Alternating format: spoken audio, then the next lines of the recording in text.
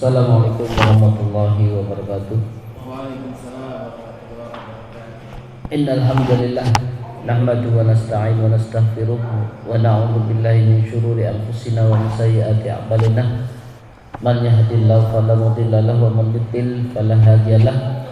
Asyhadu an la ilaha illallah wahdahu la syarika lahu wa asyhadu anna Muhammadan 'abduhu wa rasuluh la nabiyya ba'dah. Allahumma shalli wa sallim wa barik ala nabiyyina Muhammad wa ala alihi wa ashabihi wa man tabi'ahum bi ihsan ila yaumil amma ba'du.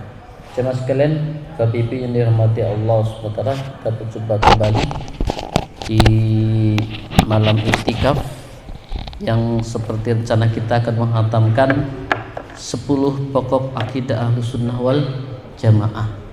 Pertemuan yang lalu kita sudah membahas tentang Ahlus Sunnah tidak mudah mengkafirkan sesama muslim. Kemudian Ahlus Sunnah juga memerintahkan untuk taat pada penguasa muslim yang sah. Kemudian juga Ahlus Sunnah tidak keluar dari ketaatan apapun kondisi penguasa selama muslim dan tidak memerintahkan kepada kekufuran, diperintahkan untuk tetap taat kepada penguasa muslim. Pada malam hari ini kita lanjutkan pokok ke-6, bahwasanya Ahlus Sunnah tidak mencela sahabat Nabi Muhammad sallallahu alaihi wasallam. Ya, karena ada muslim yang benci dengan sahabat Rasulullah sallallahu alaihi wasallam. Akan tapi Ahlus Sunnah wal Jamaah selamanya selamatnya hati dan lisan dari mencela sahabat Rasulullah sallallahu alaihi wasallam. Bahkan dalam pembahasan fikih, para sahabat bagian dari rujukan yang bisa diambil contohnya dalam beribadah. Karena sahabat Rasulullah sallallahu alaihi wasallam yang bersamai beliau dalam mengamalkan Islam dan melihat bagaimana Rasulullah sallallahu alaihi wasallam menjalankan agama Islam. Allah Subhanahu wa taala berfirman, "Walladzina ja'u min ba'dihim yaquluna rabbana fir lana wal ikhwanil ladzina sabaquna bil iman wa la taj'al fi qulubina ghillal ladzina amanu rabbana innaka ra'ufur rahim." Dan orang-orang yang datang sesudah mereka Muhajirin dan Ansar, mereka berdoa, "Ya Rabb kami, beri ampunlah kami dan saudara-saudara kami yang telah beriman terlebih dahulu dari kami, dan janganlah engkau membiarkan ketinggian dalam hati kami terhadap orang-orang yang beriman. Ya Rabb kami, sesungguhnya engkau maha penyantun lagi maha penyayang." Dan Rasulullah SAW menegaskan tentang terlarangnya mencela sahabat Nabi Muhammad sallallahu alaihi wasallam. La tasubbu ashabi falau anna ahadukum anfaqa misla uhudin dhahaban ma balagha muddan ahadihim wala nasifahu. Janganlah kalian mencela sahabat-sahabatku secara tegas, ya. Seandainya salah seorang di antara kalian berinfak emas seperti gunung Uhud, tidak akan menyamai satu mud pun salah seorang dari antara mereka, dan tidak pula setengahnya. Berbeda dengan salah satu firqah Syiah Rafidhah. Akan tapi Ahlus Sunnah wal Jamaah meyakini bahwa khalifah setelah Nabi Muhammad Abu Bakar, Umar, Utsman, kemudian Ali, ya, semoga Allah meridhai mereka, tidak boleh dicela, ya. Barang siapa yang mencela salah satu dari khalifah di antara mereka, maka dirinya lebih jelek daripada keledai, ya, karena menyelisihi nas dan ijma ulama. Jadi kesepakatan ulama dan bagian dari prinsip akidah Ahlus Sunnah wal Jamaah, tidak boleh mencela sahabat Rasulullah sallallahu alaihi wasallam.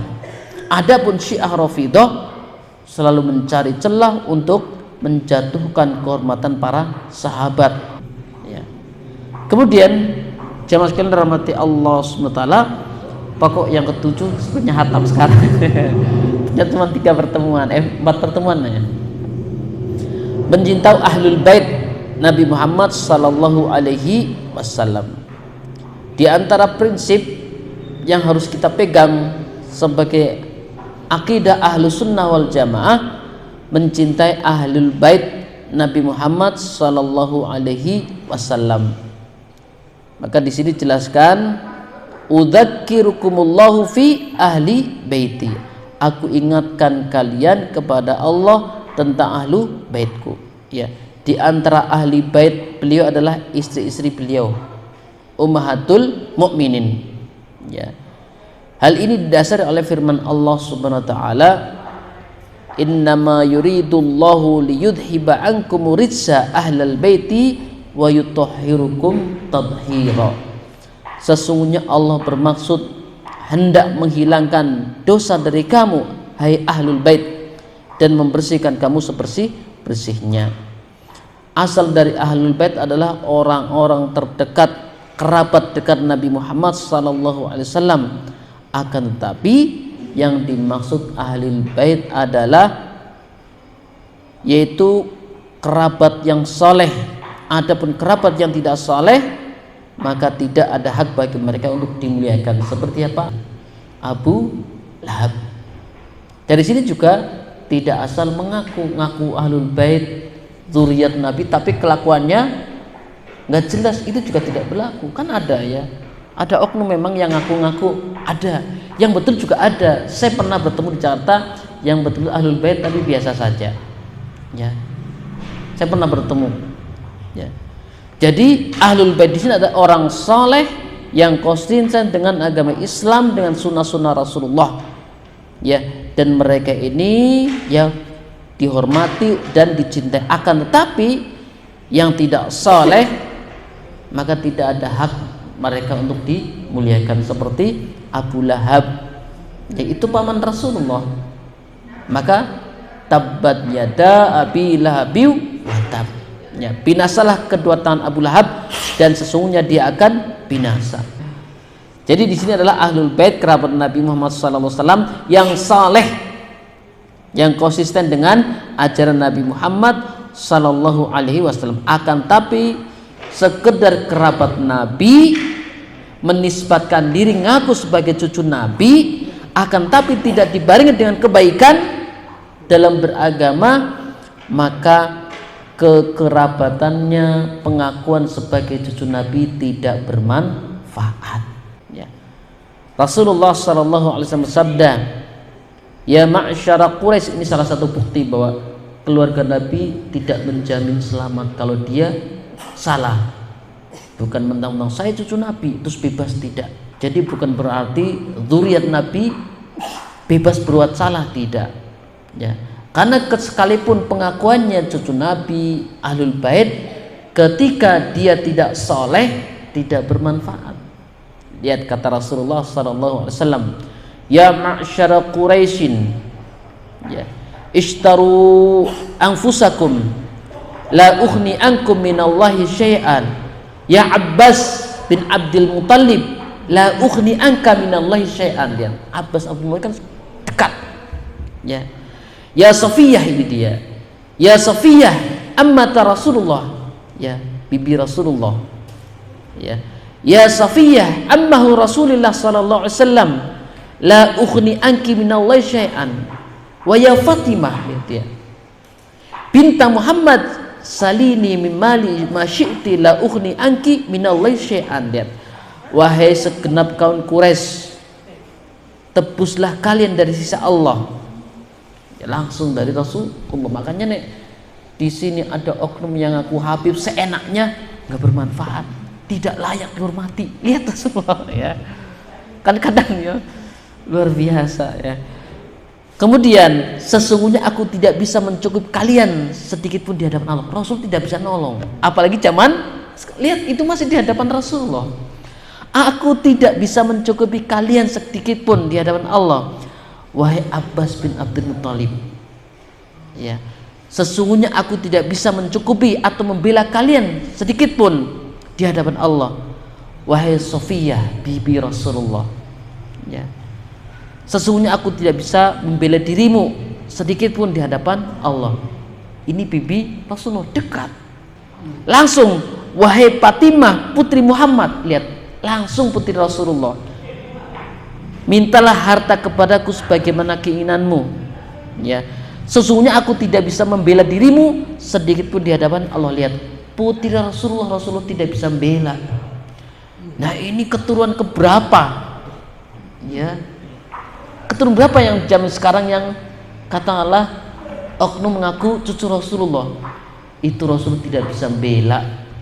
Wong Rasulullah saat ngomong di hadapan Fatimah, putri beliau, tidak bisa membela ya sedikit pun di hadapan Allah ketika berbuat maksiat. Apalagi zaman sekarang yang keabsahannya juga diperdebatkan.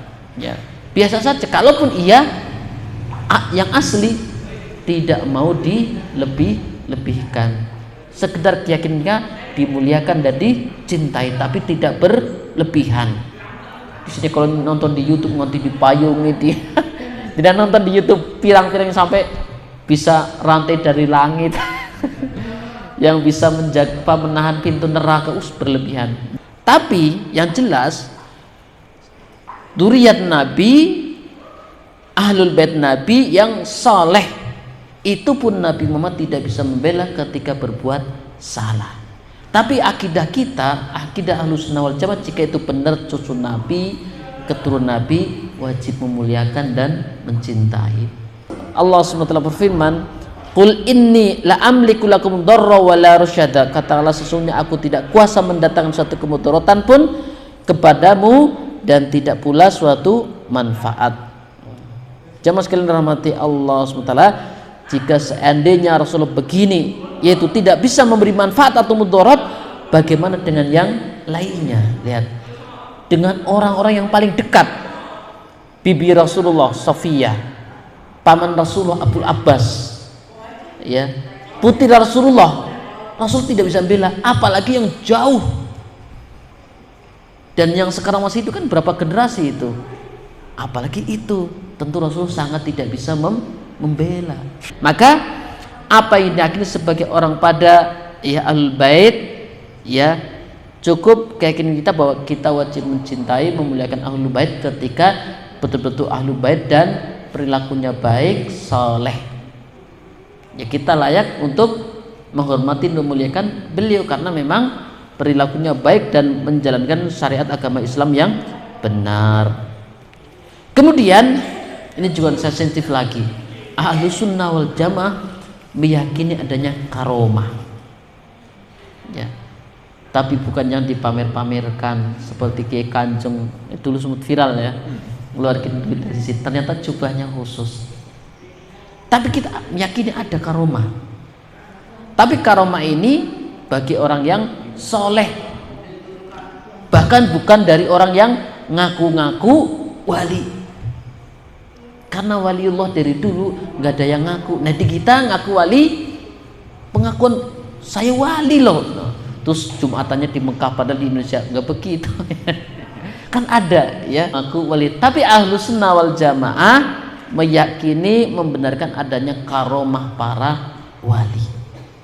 Dan karomah ini kasusnya mirip mukjizat, seketika diberikan kepada orang soleh atas kehendak Allah dan tidak dipelajari, apalagi dipamerkan. Minimalnya dua, dialah wali itu yang beriman dan bertakwa. Ini dasar pokok ciri khas wali itu, beriman dan bertakwa. Nih wali cuman celana pendekan, koloran, gak sholat, bukan wali itu ya. Terus apa namanya, gak pernah mandi ya, gitaran, ini bukan wali.